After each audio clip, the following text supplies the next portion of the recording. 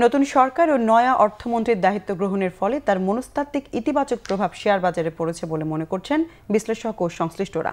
তারা বলছেন, এ ধারা ধরে রাখতে বড় বড় কোম্পানিকে শেয়ার বাজারে আনার চ্যালেঞ্জ নতুন অর্থমন্ত্রীকে নিতে হবে।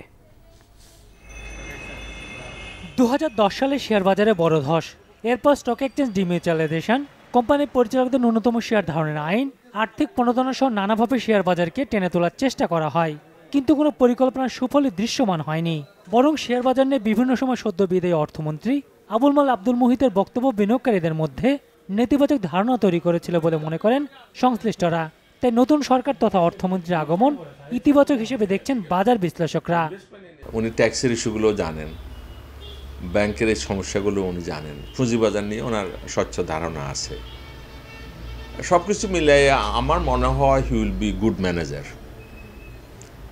এবং উনি আবার সুপরামর্শ গ্রহণ করেন। মনস্তাত্ত্বিক একটা ব্যাপার, নতুন কিছু হয়তো আসে নাই, কিন্তু এটা তো একটা কনফিডেন্সের ব্যাপার। আমার মনে হয় যে কনফিডেন্সের জায়গাটা একটু শক্ত হয়েছে, সেটাই এই প্রাইস মুভমেন্টে বোঝা যাচ্ছে। যিনি নতুন অর্থমন্ত্রী হয়েছেন উনি তো শেয়ার বাজার বোদ্ধা একজন লোক এবং চার্টার্ড অ্যাকাউন্টেন্ট, এবং ওনার উপরে কিন্তু বিনিয়োগকারীর অনেক আস্থা এবং আশা করে যে সে একটা সুন্দর নীতি সহায়তা উনি দিবেন।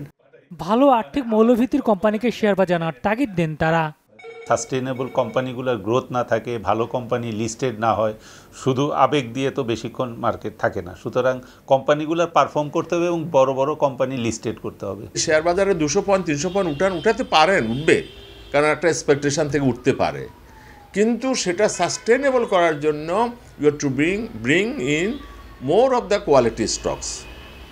সেটার উদ্যোগটা আমি আশা করি, আমি অনুরোধ করব অর্থমন্ত্রী মহোদয় সেটা নেবেন। জাতীয় নির্বাচনের আগে শেষ কার্যদিবস ঢাকা স্টক এক্সচেঞ্জের প্রধান সূচক 5385 পয়েন্ট ছিল। প্রায় 400 পয়েন্ট বেড়ে বুধবার সূচক দাঁড়িয়েছে 5798 পয়েন্টে।